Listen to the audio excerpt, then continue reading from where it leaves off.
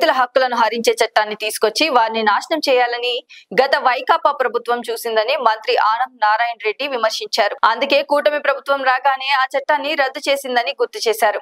ఎన్నికల ముందు ఇచ్చిన సూపర్ 6 హామీలన్నీ అమలు చేస్తున్న వైకాపా నాయకులు మాత్రం అసత్య ప్రచారాలు చేస్తున్నారని మండిపడ్డారు. మంత్రి ఆనం నంద్యాల జిల్లాలోని సోమశిల జలాశయం 2 క్రస్ట్ గేట్లు ఎత్తి నీటిని పెన్నా నదిలోకి విడుదల చేశారు. అనంతరం జలహారతి ఇచ్చారు. జలాశయంలో 74 టీఎంసీల నీటి నిల్వ స్థిరంగా ఉండేలా నియంత్రిస్తామన్నారు. 20,000 క్యూసెక్ల వరకు నీటిని విడుదల చేస్తామని తెలిపారు.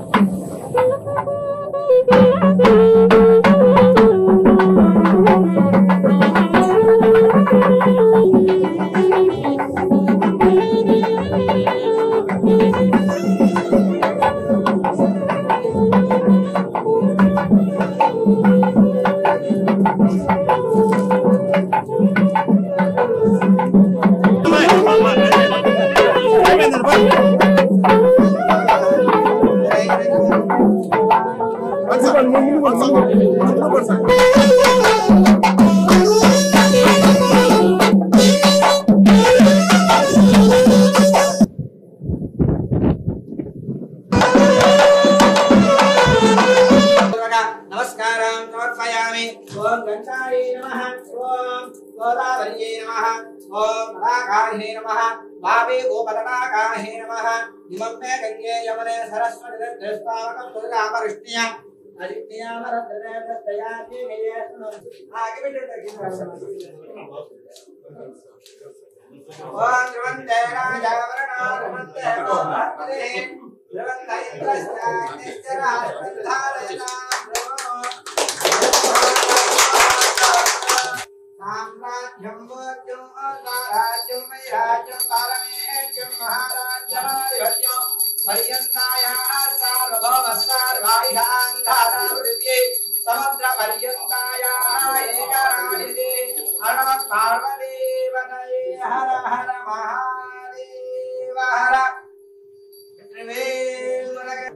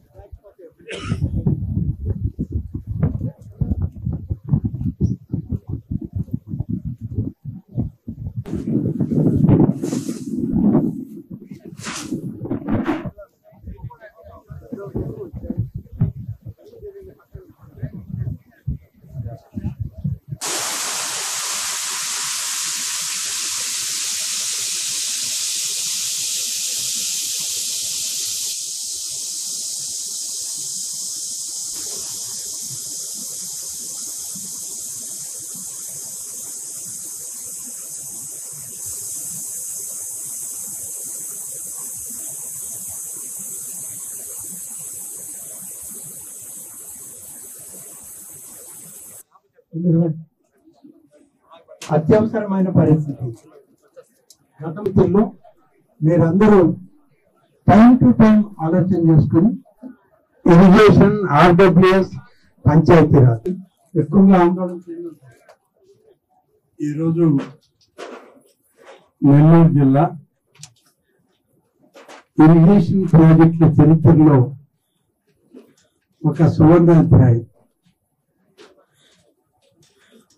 సోమశిల ప్రాజెక్టుని 78 టీఎంసీలకు నిర్మాణం చేసిన పైన ఉన్నటువంటి కడప జిల్లాలో అలాగే wild life sanctuary forest department తో కూడా అనుసంధానం కావాలి. కాబట్టి మనం ఎప్పుడు 74 టీఎంసీల నీటిని నిల్వ ఉంచుకొని పైన వచ్చిన నీటిని కిందకు వదిలేటువంటి విధానం ఉంది. చాలా కాలం 68 టీఎంసీలకి నిలిపాం, తర్వాత 70, 72 ఇట్లా పెంచుకుంటూ వచ్చాం. ఈరోజు 74 టీఎంసీలు అయింది. దీన్ని ముందే అధ్యయనం చేశారు అధికారులు. రాష్ట్ర ప్రభుత్వం కూడా గౌరవనీయులైనటువంటి ముఖ్యమంత్రి శ్రీ చంద్రబాబు నాయుడు గారు కానీ, ఇరిగేషన్ శాఖ మంత్రులు శ్రీ రామానాయుడు గారు, ఇరిగేషన్ అడ్వైజర్లు, ఈఎన్సీలు, స్పెషల్ చీఫ్ సెక్రటరీలు అందరూ కూడా కృష్ణా జలాలు వాటి పరివాహక ప్రాంతాల్లో అధికంగా ప్రవహిస్తా ఉన్నాయి. ఆ నీటిని మనం రాయలసీమ, నెల్లూరు, చిత్తూరు జిల్లాలకి తీసుకుపోయే ప్రయత్నం చేయాలి అని చెప్పి మొదటి నుంచి ఒక యాక్షన్ ప్లాన్ పెట్టుకుని శ్రీశైలం జలాశయం దగ్గర నీటిని విడుదల చేయాలి అని నిర్ణయం తీసుకున్నప్పుడు అప్పుడే ఆ స్పాట్ లోనే గౌరవనీయులైనటువంటి ముఖ్యమంత్రి గారు ఇరిగేషన్ శాఖ మంత్రి గారికి, అధికారులకి ఆదేశాలు ఇవ్వడం జరిగింది. మీరు కృష్ణానది పరివాహక ప్రాంతంలో శ్రీశైలం గాని, నాగార్జున సాగర్ గాని, పులిచింతలు గాని, ఆ తర్వాత ప్రకాశం బ్యారేజ్, వీటన్నిటినీ మనం ఏర్పాటు చేసుకుంటూ పోయే క్రమంలో రాయలసీమ, నెల్లూరు జిల్లాల యొక్క నీటి వనరులను కూడా మనం నింపుకుంటూ పోవాల్సిన అవసరం ఉంది. దీనికి మీరందరూ కూడా సమాయత్తం కండి అనేది చెప్పడం జరిగింది. చెప్పిన రోజు నుంచి ఇరిగేషన్ అధికార యంత్రాంగం అంతా దీన్ని నిదానంగా కొద్ది కొద్దిగా నీటిని నిల్వ చేసుకుంటూ రావాలి. ఎందుకంటే మనకు మళ్ళీ అక్టోబర్, నవంబర్ 2 మాసాలు మనకి పూర్తి స్థాయిలో మన దగ్గరే వర్షాలు పడి నీరు వచ్చే అవకాశం ఉంది. వెలుగొండల్లో కానీ తూర్పు కనుమల్లో కానీ ఇక్కడ వచ్చేటువంటి నీరంతా మనకి అనేక ఉపనదుల నుంచి పెన్నా నదికే వస్తాయి. కాబట్టి వీటన్నిటినీ అధ్యయనం చేసుకుంటూ రావడం జరిగింది. నేను పోయిన మాసం నంద్యాల జిల్లాకి పర్యటనకు వెళ్ళినప్పుడు, అప్పుడు మీ అందరికీ తెలుసు, సుపరిపాలన తొలి అడుగు కార్యక్రమంలో నేను కూడా నంద్యాల అలాగే శ్రీశైలం వీటన్నిటికి వెళ్ళడం జరిగింది. అక్కడికి వెళ్ళి వచ్చేటప్పుడు అక్కడ కుండు నది ప్రవాహం విపరీతంగా ఉంది. కుండు నది ప్రవాహం చివరికి పెన్నలోనే కలుస్తుంది. ఈ నీరంతా మీకే వస్తుంది, ఇక్కడ వాడుకున్నది వాడుకోగా మిగతాది మీకు వదిలిపెడుతున్నామని చెప్పి ఆ రోజు అక్కడ ఉన్నటువంటి మంత్రి శ్రీ బీసీ జనార్దన్ రెడ్డి గారు కానీ ఎన్ఎండి ఫారూక్ గారు కానీ చెప్పడం జరిగింది. వెంటనే మన అధికారులతో మాట్లాడుకున్నాం. దీన్ని ఎలాగైనా ఈ నీటిని జాగ్రత్త చేసుకోవాలి.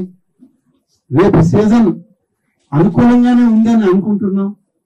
ఏదేమైనా సరే నీటి ఎద్దడి రాకూడదు నెల్లూరు తిరుపతి జిల్లాల్లో అని చెప్పి దీనికి ఒక క్రమ పద్ధతిలో వాళ్ళ ఇంజనీరింగ్ సిస్టంలో డెవలప్ చేసుకుంటూ రావడం జరిగింది.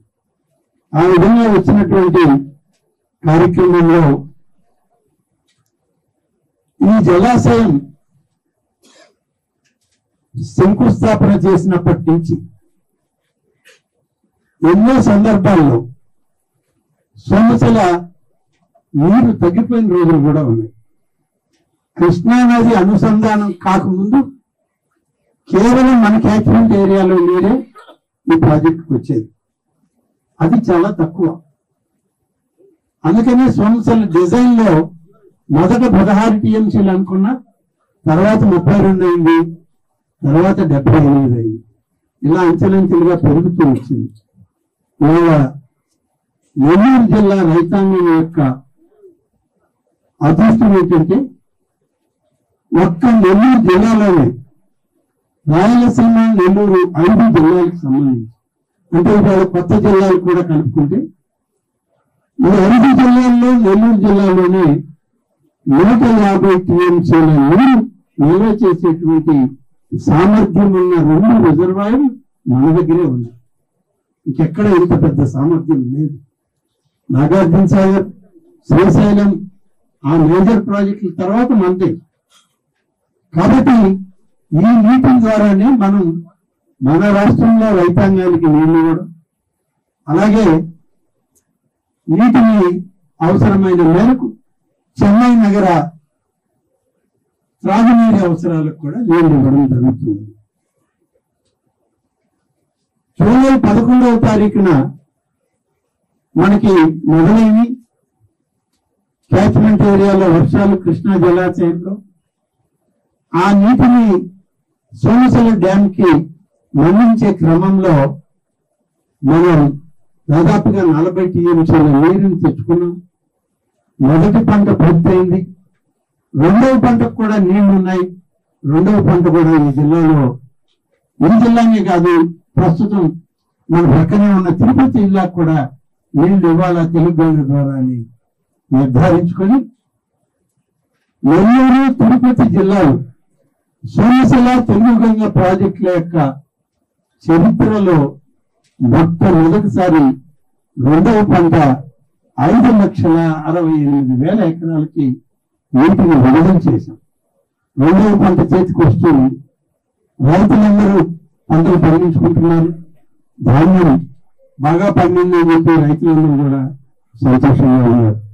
ఈ విధంగా మనం డ్యాముల ద్వారా నీటిని నిల్వ చేసుకుని రైతాంగం యొక్క అవసరాలకి ఇవ్వడం జరుగుతుంది. ఇవాళ మనకి 78 కెపాసిటీ ఉన్న 74 ఈరోజు మనకి 74 దాటిపోయింది. దాదాపుగా ఈ 74 టీఎంసీల నీరు ఉండే పరిస్థితి ఏంటంటే ఇప్పుడు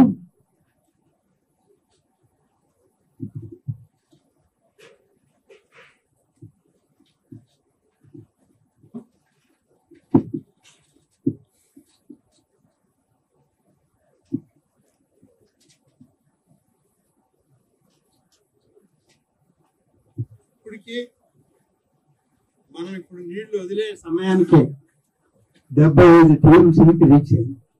ఇవాళ పొద్దున్నే గేజ్ నాకు పంపించారు ఎస్సీ గారు. 74.800 క్యూసెక్లు ఇక్కడ స్టాక్ ఉంది. 74.8 టీఎంసీ. ఇంకా 200 పెరుగుంటే పొద్దునకే ఇప్పుడు మనం చేసేటప్పటికి ఇది 75 జరిగింది. 75 పెట్టకూడదు, 74 నుంచే రెగ్యులేట్ చేసుకోవాలని చెప్పి నిన్న కూడా ఇరిగేషన్ మంత్రి గారు నాకు ఫోన్లో చెప్పడం జరిగింది. వెంటనే ఎస్సీ గారితో మాట్లాడాను. మనకి ఇప్పుడు ఎంత వస్తుంది అంటే ఇంట్లో పై నుంచి మనకి మన లాస్ట్ గేజ్ ఎక్కడ వస్తుందంటే ఆదినిమ్మాయిపల్లి గేజ్ దగ్గర 32,971 క్యూసెక్ నీరు ఇవాళ సోమశిల జలాశయంలో కలుస్తుంది. ఆదినిమ్మాయిపల్లి దాటాక దీన్ని ఎక్కడ ఆపడానికి లేదు.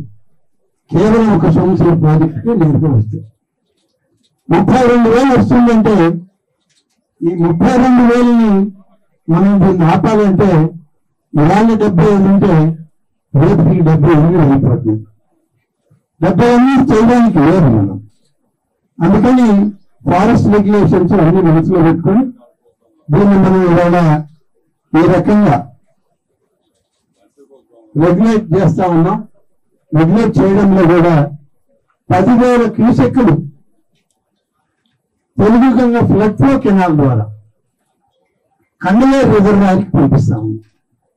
ఒక 2,000 క్యూసెక్కుల్ని మనం కింద ఉన్నటువంటి మన డెల్టా, కావలి కాలువ, కనుపూరు కాలువ, ఉత్తరపు కాలువ, దక్షిణపు కాలువ వీటన్నిటికీ 2,000 క్యూసెక్కుల నీళ్లు విడుదల చేస్తున్నాం. అయినప్పటికీ ఇంకా 20,000 క్యూసెక్కులు పైన మన దగ్గర ఉంది. పైన వచ్చే నీరు ఈ నీరు నిలుపు చేయడానికి లేదు కాబట్టి ఈ నీటిని ఈరోజు మన గేట్స్ ఓపెన్ చేసి గంగమ్మ తల్లికి పూజ చేసి ఈ నీటి ద్వారా మనం కింది అవసరాలకి ఎక్కడ అవసరం అక్కడ వాడుకునేదానికి వీటిని వాళ్ళని విడుదల చేయడం జరిగింది. ఇక దీన్ని ఇక్కడ ఆపలేము, వీళ్ళకి వదులుతాం. క్రీడ ప్రాంతాల్లో సంగం బ్యారేజ్ ఉంది, తర్వాత ఇండోర్ బ్యారేజ్ ఉంది, మధ్యలో అనేక ఇరిగేషన్ మేజర్ రిజర్వాయర్లు, కెనాల్స్ ఉన్నాయి. ఎక్కడ అవసరం ఉంటే అక్కడ ఇవ్వాలనేది ఇవాళ మనకున్నటువంటి కార్యక్రమం. దీన్ని ఇంకా ఎక్కువ మనం కండలేరు రిజర్వాయర్కి పంపిద్దామంటే కెనాల్ ఆ యొక్క పరిస్థితికి లేదు. మన ఫ్లడ్ ఫ్లో కెనాల్ ఇవాళ ఇప్పుడు మనం 10,000 వదులుతున్నాం. 9,800 అన్నారు కానీ 10,000 ఫ్లడ్ ఫ్లో కెనాల్లో పంపిస్తా ఉన్నారు. ఈ 10,000 కానీ పోతే ఇంకొక 15 రోజులకి కండలేరు రిజర్వాయర్ కూడా నిండిపోతుంది. కాబట్టి దీన్ని కూడా మనం ఇక్కడి నుంచే రెగ్యులేట్ చేయాలి. మనకి 12,000 క్యూసెక్కులు పోయేటువంటి ఫ్లడ్ ఫ్లో కెనాల్ ఏదైతే ఉందో ఆ ఫ్లడ్ ఫ్లో కెనాల్ ని 20,000 చేయాలి, 24,000కి పెంచాలి అని చెప్పి దాన్ని డిస్టర్బ్ చేశారు. ఆ పని మధ్యలో ఆగిపోయింది. ఇప్పుడు ఆ పనులు మళ్ళీ మొదలు పెట్టమని ముఖ్యమంత్రి గారు ఆదేశాలు ఇవ్వడం. కాబట్టి అది ఇంకా కొంత టైం పడుతుంది. కానీ ఇవాళకైతే మనం 10,500 దాటి ఇవ్వలేము. 10,000 ఇస్తేనే ఇంకో 10 రోజులు 15 రోజులకి కండలేరు నిండిపోతుంది. కాబట్టి ఇంకా దానికన్నా పెద్ద రిజర్వాయర్లు ఎక్కడ లేవు. దానికన్నా పెద్ద రిజర్వాయర్ ఎక్కడైనా ఉంది అని అంటే తమిళనాడు రాష్ట్రంలో పూండి రిజర్వాయర్ లో ఉండేది కూడా 4 టీఎంసీలో 5 టీఎంసీలో డ్రింకింగ్ వాటర్ రిజర్వాయర్. అంతవరకే ఇవ్వగలం. కానీ వాళ్ళు మాకు వర్షాలు వస్తున్నాయి. ఇప్పుడు నీళ్ళు వెళ్తే మేమేం చేసుకుంటామని. కాబట్టి వాళ్ళు ఎప్పుడు అవసరమని మనకు చెప్తారు. అప్పుడు మాత్రమే సత్యసాయి గంగా కెనాల్ని మనం ఓపెన్ చేసి తమిళనాడు బార్డర్లో వాళ్ళకి అప్పచెప్తాం. ఇది మనకు ఉన్నటువంటి ఇరిగేషన్ సిస్టమ్. ఆ సిస్టమ్ లో పోవాల్సిందే తప్ప మనకి నీళ్ళు ఎక్కువ ఉండే తమిళనాడు తీసుకోమంటే వాళ్ళ దగ్గర ఆ రిజర్వాయర్లు ఉండవు. వాళ్ళకు ఉన్నది త్రాగునీటి అవసరాలకి. ఆ 2 రిజర్వాయర్లకి మనం ఎప్పుడు అడిగితే అప్పుడు ఇవ్వాలి. సంవత్సరానికి 15 టీఎంసీల నీరు ఇవ్వాలి, కానీ వాళ్ళు ఎప్పుడు ఇప్పటి వరకు 15 టీఎంసీల నీరు ఎప్పుడు తీసుకోలేవారు. వాళ్ళు మ్యాక్సిమం తీసుకునేది 9 నుంచి 10, లేకుంటే బాగా తీసుకున్నారంటే 11. ఇది వాళ్ళ పరిస్థితి. కాబట్టి ఇవాళ ఎక్సెస్ వాటర్ ఉంది. ఈ నీళ్ళని మనం జాగ్రత్తగా దీన్ని నిలుపు చేసుకోగలిగిన దగ్గర నిలుపు చేసుకుంటున్నాం. పైన రాయలసీమ జిల్లాలన్నింటిలో కూడా కెనాల్స్ పనులు జరుగుతూ ఉన్నాయి. అన్ని నీళ్ళ కెనాల్ ఇటీవలే పూర్తి చేసి కుటుంబ వాటర్ నీటిని విడుదల చేశారు గౌరవ ముఖ్యమంత్రి గారు. గాలేరు నగర్ పనులు మొదలు పెడుతున్నారు, అలాగే ఎస్ఆర్బిసి మొదలు పెడుతున్నారు. అన్ని నిలిచిపోయిన ప్రాజెక్ట్. గడిచిన 5 సంవత్సరాల్లో ఇరిగేషన్ అనేటువంటి పదమే ఎక్కడ వెళ్ళలేదు ఎవరు, రైతులు కానీ గ్రామస్తులు కానీ.